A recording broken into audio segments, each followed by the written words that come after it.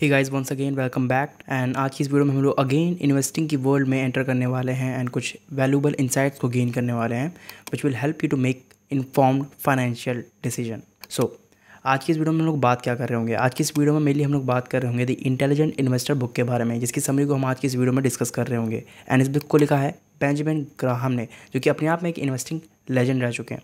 And इनके ही footstep पर चल के वॉरेन बफेट ने कई सारी चीज़ों को सीखा है एंड अपने इन्वेस्टमेंट पोर्टफोलियो में अप्लाई किया। And I am totally sure कि मेरे को ये बताने की बिल्कुल भी ज़रूरत नहीं है कि वॉरेन बफेट कौन है। सो ये जो बुक है हमारी द इंटेलिजेंट इन्वेस्टर, जिसको बेंजामिन ग्राहम ने लिखा है, इसके अंदर हमें बहुत सारे लेसन देखने को मिलते हैं। फर्स्ट ऑफ ऑल तो मैं आपको ये बता दूं कि इस बुक को as a bible of value investing consider किया गया है। एंड इस बुक के जो प्रिंसिपल्स है, इस बुक के जो वैल्यूबल इंसाइट्स है, उन्होंने काउंटलेस सक्सेसफुल इन्वेस्टर्स को हेल्प किया है उनकी इन्वेस्टिंग जर्नी में। So without any further delay let's get dive into this book and take the key takeaways from this influential book. So first of all, let's talk about the intro section. The Intelligent Investor book was first published in the 1949 by Benjamin Graham, known as the father of value investing, and more importantly, a mentor to a legendary investor called Warren Buffett. देखो ये जो book है The Intelligent Investor, ये investing के दो approaches, rational approach and discipline approach को adopt करने के इंपॉर्टेंस के बारे में कई बार बात करती है। बेसिकली इन अदर वर्ड्स इस चीज़ को एम्फेसाइज करती है। रैशनल और इसी के साथ ही साथ discipline approach to the investing के साथ हमें ये जो बुक है फोकस करना सिखाती है on the long term success rather than short term market fluctuations. Well now take away number 1, the difference between the investing and speculating. Benjamin Graham ने अपनी इस किताब के अंदर इन्वेस्टिंग और स्पेकुलेटिंग के बीच का जो डिफरेंस है उसको डिस्टिंग्विश किया है, उसको बताया है। एंड ये जो फंडामेंटल डिफरेंस है इन दोनों ही अप्रोचेस के बीच में, ये हमें पता होना चाहिए। And it is very important for all the investors to know this, whoever seeking the long term success and financial stability। देखो सबसे पहली चीज़ इन्वेस्टिंग, जिसको ग्राहम डिस्क्राइब करते हैं अपनी इस किताब के अंदर, जिसके अंदर वो कहते हैं कि इसका मतलब ये है कि बेसिकली कि selection of the stocks by analysing and with that set based on their underlying value. देखो आसान भाषा में जो इन्वेस्टिंग है it involves basically analysing and selecting stocks, analyse करना एंड स्टॉक्स को सेलेक्ट करना किसके बेस पर, उसके अंडरलाइंग वैल्यूज़ के बेस पर, और इसी के साथ ही साथ वो क्या पोटेंशियल रखता है। अगर हम बात करें लॉन्ग टर्म ग्रोथ की तो वो क्या पोटेंशियल रखता है जो भी स्टॉक्स हम सिलेक्ट कर रहे हैं। अब इस चीज़ को फाइंड आउट करने के लिए रिक्वायरमेंट क्या होती है? Basically it requires a examination. किसका एग्जामिनेशन? कंपनीज़ का, कंपनी का फाइनेंशियल स्टेटमेंट्स का, competitive advantage, industry position, management team, इन सब चीज़ों को हमें स्टडी करना पड़ता है। इन सब चीज़ों की हमें एग्जामिनेशन करनी पड़ती है। बेसिकली अगर in other words I can explain this, तो कि एनालिसिस करना पड़ता है हमें। सो यहाँ पर जैसे मैंने कुछ फैक्टर्स की बात करी, companies financial statement, competitive advantage, industry position and management team. अगर हम इन फैक्टर्स पर फोकस करते हैं, इन फैक्टर्स को स्टडी करते हैं एंड स्टडी करने के बाद हम कुछ ऐसी अंडर वैल्यूड कंपनीज को फाइंड आउट करते हैं एंड जिनके अंदर हम अपना कैपिटल इन्वेस्ट करेंगे, सो बहुत ज़्यादा चांसेस बढ़ जाते हैं लॉन्ग टर्म में हम लोग वेल्थ जनरेट करेंगे। So as simple as that, by focusing on these factor investors aim to identify undervalued companies with solid fundamentals and growth potential. And investing का मतलब अगेन मैं आपको समराइज करके थोड़ा सा बता दूँ तो कि ग्राम्स के टर्म्स में यही चीज़ है। It is all about analyzing and selecting the stocks based on their underlying value and potential for the long term growth. Note this point. And इस चीज़ के लिए रिक्वायरमेंट होती है एनालिसिस की, जिसके अंदर हम बहुत सारे फैक्टर्स को कंसीडर कर सकते हैं, जिसके बेसिस पर हम निकालेंगे क्या मार्केट से कुछ अंडर वैल्यूड स्टॉक्स को, अंडर वैल्यूड कंपनीज़ को, जिनके जो फंडामेंटल्स होंगे वो बहुत ज़्यादा स्ट्रॉन्ग होंगे एंड जिनके अंदर ग्रोथ का पोटेंशियल होगा। लॉन्ग टर्म की बात कर रहा हूँ मैं, लॉन्ग टर्म ग्रोथ का पोटेंशियल होगा जिसको हम देख पा रहे होंगे। Now let's talk about the speculating. ये चीज़ क्या है? So if I'm going to define it, speculating involves making investment decision based on the short term market trends, जो कि शॉर्ट टर्म के लिए फोकस करते हैं जो भी इन्वेस्टर्स, कि शॉर्ट टर्म में पैसा बना के हम बाहर आ जाए, तो मेनली वो लोग स्पेकुलेट कर रहे होते हैं मार्केट के अंदर। देखो स्पेकुलेटिंग को मैं एक और टर्म्स में बात कर सकता हूँ कि तुक्का लगाना। क्यों? क्योंकि यहाँ पर जो इन्वेस्टर होता है वो शॉर्ट टर्म मार्केट ट्रेंड्स को ढूंढ रहा होता है, स्टॉक प्राइस की वॉलेटिलिटी को देख रहा होता है एंड इसी के साथ ही साथ कुछ मतलब टिप्स को फॉलो कर रहा होता है जो कि उसने कहीं ना कहीं से सुनी होती हैं, या फिर कहीं पे किसी ने कुछ बोल दिया, या मार्केट में जो ये न्यूज़ चल रही होती है उसके बेसिस पर जो इन्वेस्टमेंट डिसीजन लिया जाता है ये स्पेकुलेटिंग में काउंट होता है, स्पेकुलेशंस में काउंट होता है। ठीक है, इसे इन्वेस्टिंग नहीं कहते in terms of Benjamin Graham. So इस चीज़ को मैंने आपको एक्सप्लेन किया। तो यहाँ पर जो इन्वेस्टर होता है वो इन सब चीज़ों में फंस जाता है, वो जल्दी से जल्दी प्रॉफिट बनाने की सोचता है मार्केट के अंदर, जिसकी चक्कर में वो मतलब कई बार तो मतलब यही होता है, मैक्सिमम टाइम यही होता है मेनली, कि वो गलत डिसीजन ले लेता है। And the reason is simple, very simple. Speculators often rely on the market sentiment, rumours और tips rather than conducting in depth research. वो रिसर्च के बेस पर इन्वेस्टमेंट डिसीजन को नहीं लेते। वो मार्केट सेंटिमेंट्स को देखते हैं, रूमर्स को देखते हैं, टिप्स, न्यूज़, इन सब चीज़ों पे फोकस कर रहे होते हैं जिन पे हमें नहीं करना है। बिल्कुल ऑब्वियसली हमें इन चीज़ों पे फोकस नहीं करना है, हमें स्पेकुलेशन नहीं करनी है, हमें इन्वेस्टिंग करनी है। एंड इसी के साथ ही साथ मैं आपको एक और चीज़ बता दूं कि स्पेकुलेशन के अंदर जो होता है शॉर्ट टर्म मार्केट ट्रेंड का मैंने क्यों बात करी, क्योंकि यहाँ पे होता क्या है कि जो इन्वेस्टर है वो फ्रीक्वेंट बाइंग एंड सेलिंग करता है शेयर्स की, बहुत ही जल्दी, अभी खरीदा कल बेच दिया, ऐसा कुछ। एंड हाँ, मैं ट्रेडिंग की बात नहीं कर रहा हूँ, ट्रेडिंग अलग चीज़ है। ट्रेडिंग में एक्चुअल जो बंदे टेक्निकल एनालिसिस जिनको नॉलेज होती है वो जेन्युइन वे में पैसा बनाते हैं। लेकिन स्पेकुलेशन में यहाँ पे जो होता है, जो इन्वेस्टर होता है वो टिप्स के बेसिस पे होता है, मतलब उसके भरोसे बैठा रहता है। एंड इसके साथ ही साथ न्यूज़ पे रिलाई करता है वो, एंड मार्केट सेंटिमेंट्स, रूमर्स, इनको देख रहा होता है। So Graham strongly advocates for an investors mindset rather than speculators mentality. And इसी के साथ ही साथ जो बेंजामिन ग्राहम है वो मार्केट के अंदर हमें बोलते हैं, इस चीज़ को एम्फेसाइज करते हैं अपनी इस बुक के अंदर कि मार्केट में जो हम लोग हैं, किन की बात हो रही है, इन्वेस्टर्स की बात हो रही है, हम इन्वेस्टर्स की, तो वो अगर एज ए बिजनेस ओनर काम करेंगे तो वो बहुत अच्छी बात साबित रहेगी। एज ए बिजनेस ओनर मतलब क्या कि हम एक्चुअल में वेल्थ बिल्ड करना चाहते हैं, तो हम लोग क्वालिटी कंपनीज में अपनी ओनरशिप को गेन करेंगे बाय रिसर्चिंग, बाय एनालिसिस। अब इस टाइप का जो पर्सपेक्टिव है, इस टाइप की जो थिंकिंग है, वो क्या लीड करती है, वो इन्वेस्टर्स को मदद करती है किस चीज़ के ऊपर फोकस करने के लिए, इस चीज़ के ऊपर फोकस करने के लिए कि जो इन्वेस्टर है वो कंपनी की इंट्रिंसिक वैल्यू को पता लगाए, rather दैन कि वो मार्केट फ्लक्चुएशन को ही देखता रह जाए। ना एक चीज़, हमने इन्वेस्टिंग और स्पेकुलेशन के बारे में तो समझ लिया, तो ग्राहम जिस चीज़ को इंकरेज करते हैं वो ऑब्वियसली इन्वेस्टिंग है। इन्वेस्टिंग मतलब इन terms of what, disciplined and rational approach.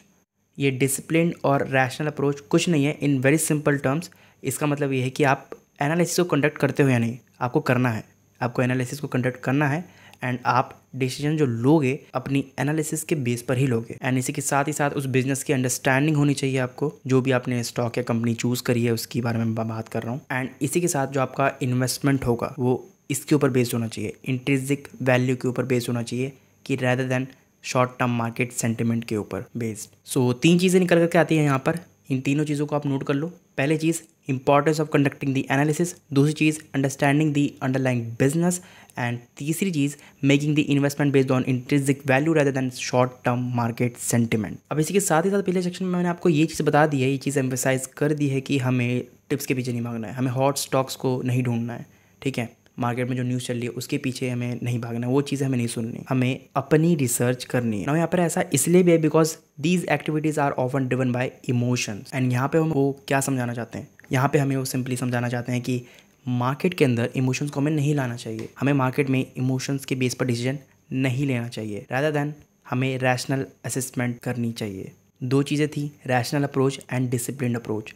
तो डिसिप्लिन अप्रोच में तो पेशेंस का रोल आता है, वो बहुत ही सिंपल चीज़ है जिसके अंदर अब बात कर रहे होते हैं लॉन्ग टर्म में गेम खेलने की। बट रैशनल अप्रोच की अगर बात करें तो यही है कि इमोशनल अप्रोच की मदद से हम इन्वेस्टमेंट डिसीजन को नहीं करेंगे, रैशनल अप्रोच की मदद से इन्वेस्टमेंट डिसीजन को करेंगे। एंड जिसके अंदर 3 चीज़ें मैंने आपको बताई थी पिछले सेक्शन में कि वो 3 चीज़ें क्या निकल करके आती हैं, conducting the analysis, understanding the business and making the investment based on intrinsic value. So यहाँ पर आई होप रैशनल असेसमेंट का मतलब आप समझ गए होंगे।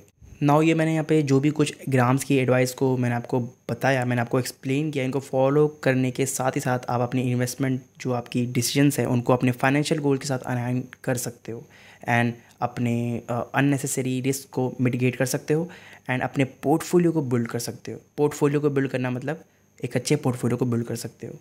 And as always remember this thing that successful investing is not about gambling on short-term price movements. It is about analyzing what? Analyzing about business, identifying their intrinsic value and investing with a margin of safety. अब यहाँ पे margin of safety का concept आ जाता है, इसको हम समझेंगे। And in very simple terms, this margin of safety provides you safeguard against your potential losses.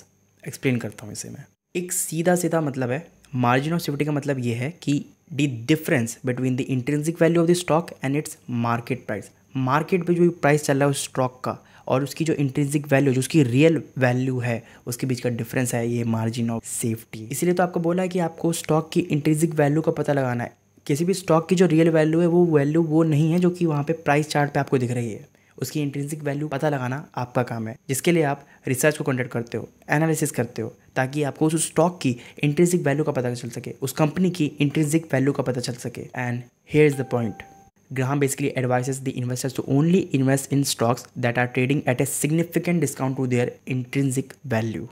बहुत ही सिंपल सी बात कही गई है, हमें उन स्टॉक्स में अपने कैपिटल को इन्वेस्ट करना चाहिए जो कि अपने इंट्रिंसिक वैल्यू से लो पर ट्रेड कर रहे हैं अभी राइट नाउ। इस चीज़ को करने से बेसिकली होता है क्या कि इन्वेस्टर्स अपने लिए क्वेश्चन तैयार कर लेते हैं, एक मार्जिन ऑफ सेफ्टी बना लेते हैं, जिससे होता है क्या कि सपोज अगर उनका जो ये डिसीजन है वो गलत साबित होता है, उनके एनालिसिस में कोई मिसकैलकुलेशन हो जाती है, या फिर मार्केट तो मार्केट है उसमें कुछ अचानक से डाउन टर्न्स आ जाते हैं, तो उनके लिए मतलब ये चीज़ फायदेमंद इस एस्पेक्ट में साबित होती है कि उनको ये चीज़ उनके बहुत बड़े होने वाले पोटेंशियल लॉसेस से उनको बचा लेती है। Because at the end of the day we will never know what will be going to happen in the market. अब इस मार्जिन ऑफ सेफ्टी को भी कैलकुलेट करने के लिए बेंजामिन ग्राहम ने अपनी एनालिसिस में जो हम कर रहे हैं उसमें ये चीज़ें कुछ फैक्टर्स है जो कि इंक्लूड करने के लिए बोला है। जैसे हमें अर्निंग्स पे ध्यान देनी है, उस कंपनी के एसेट्स पे ध्यान देना है, कैश फ्लोज को देखना है एंड ग्रोथ पोटेंशियल को देखना है, ये 4 factors. And here is the again very important point, by determining the conservative estimate of the company's intrinsic value investors can compare it to the current market price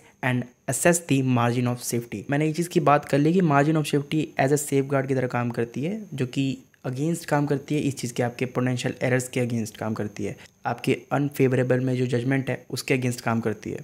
and in simple words, by purchasing the stocks with the substantial margin of safety, investors position themselves for potentially high returns while minimising the risk of permanent capital loss. अब इसी के साथ ही साथ जो Benjamin Graham है वो investors को इस चीज़ से सतर्क रहने के लिए कहते हैं। किस चीज़ से? कि वो ओवरहाइप्ड स्टॉक्स में ना इन्वेस्ट करते हैं, वो स्पेकुलेटिव स्टॉक्स में ना इन्वेस्ट करते हैं, क्योंकि उनमें किस चीज़ की कमी होती है? ऑब्वियसली मार्जिन ऑफ सेफ्टी की। बिकॉज मार्जिन ऑफ सेफ्टी वहीं प्रेजेंट होगा जहाँ पे आप इंट्रिंसिक वैल्यू का खेल समझ रहे होगे, एंड इंट्रिंसिक वैल्यू को आइडेंटिफाई करने के बाद आप ये देख रहे होगे कि उससे नीचे, इंट्रिंसिक वैल्यू से नीचे वाली वैल्यू पे जो वो स्टॉक है वो ट्रेड कर रहा है या नहीं, क्योंकि तभी आप उस स्टॉक में एंट्री लोगे। सो ग्राहम यहाँ पर इन्वेस्टर्स को अगेंस्ट रहने को बोलते हैं through these investing decisions in the highly speculative stocks, और we can say the overhyped stocks that simply lack a significant amount of like margin of safety, and such investments can result in these substantial losses if market sentiments change or the underlying fundamentals of the company deteriorate. That is why you should always consider this concept of the margin of safety in your investments. So आज की इस video में basically हम लोगों ने the intelligent investor book में से हम लोगों ने रैशनल अप्रोच और डिसिप्लिन अप्रोच के बारे में जाना है, एंड इसके साथ ही साथ हम लोगों ने मार्जिन ऑफ सेफ्टी कंसेप्ट के बारे में बात किया है, एंड हम लोगों ने इन्वेस्टिंग और स्पेकुलेशन के बीच का डिफरेंस समझा है।